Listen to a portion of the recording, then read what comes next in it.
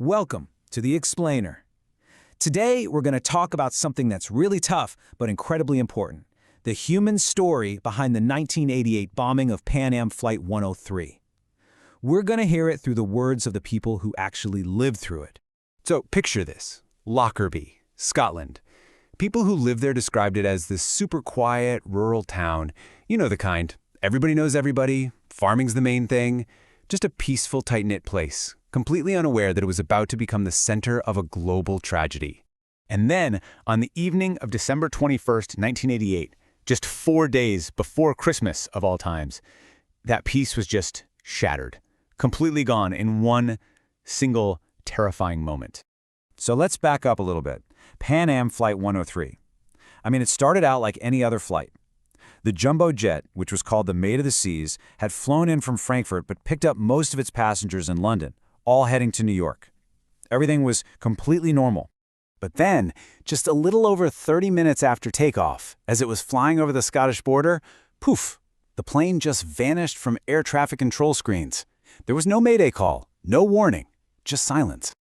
Meanwhile, down on the ground in Lockerbie, people are just living their lives, sitting down to watch TV, getting ready for the evening, and then suddenly, this noise, a sound that no one had ever heard before, followed by a massive flash that just plunged the whole town into darkness. And for anyone who dared to look out their window, well, it was something straight out of a nightmare.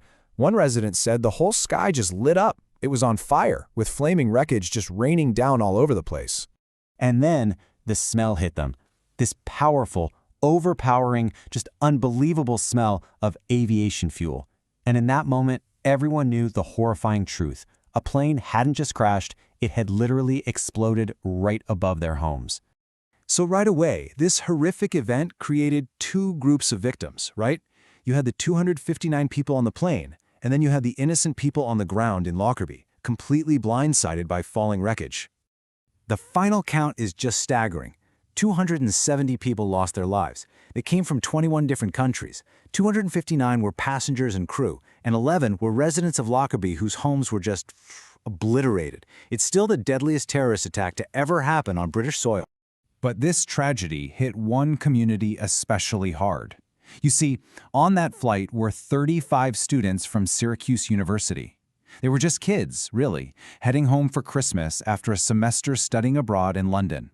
And it's so important to remember, these weren't just statistics. They were friends, roommates, classmates.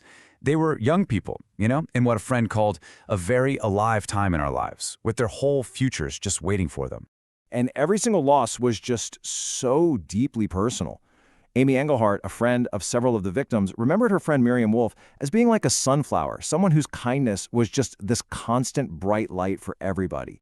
And then there are the stories that just haunt you. For some, it was just pure, random chance that saved them. One student actually wanted to get on Flight 103 to be with her friends, but she didn't have enough cash to change her ticket. Can you even imagine the mix of relief and survivor's guilt she must have lived with? Okay, so in the immediate aftermath, you have this scene of just total chaos and devastation in Lockerbie. And for the families of the victims, a whole new kind of trauma was just beginning. Think about the local firefighters, the volunteers, even really young soldiers who were the first ones on the scene. They were faced with this absolutely gut-wrenching task. One firefighter just said it was sifting through wreckage and finding body after body after body. Just devastating. So what about the families? They're thousands of miles away, completely desperate for any shred of information. Who was there to help them? The tragic answer is they were basically on their own.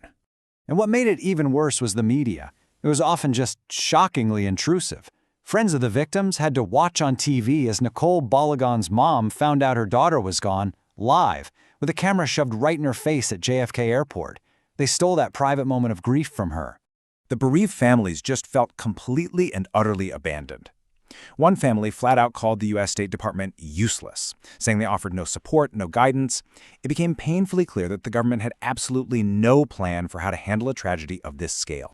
But here's where the story takes a turn. Because out of all that loss, and all that anger, and all that frustration, the families of the victims, they started a movement, a really powerful one. They just refused to be silent. They refused to let their loved ones be just another number.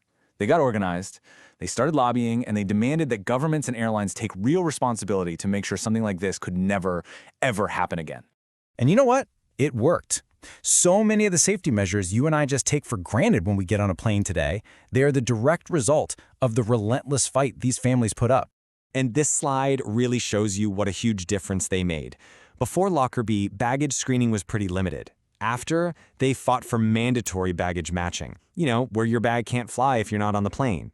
They pushed for family assistance plans so that no other family would be left in the dark like they were. They changed everything. And through all of this, something really incredible happened. This unbreakable bond formed between the families of the victims and the people of Lockerbie. The town, the site of so much trauma, actually became a place of healing. As one visitor put it, in Lockerbie, if you care, you're a survivor, and they will take care of you. The story of Pan Am 103 is obviously a stark reminder of the devastation terrorism can cause. But it's also something more. It's a powerful story about resilience, about fighting for justice, and maybe most importantly, about the incredible power of a community, both a small town and a global one, simply showing up for each other when things are at their absolute worst.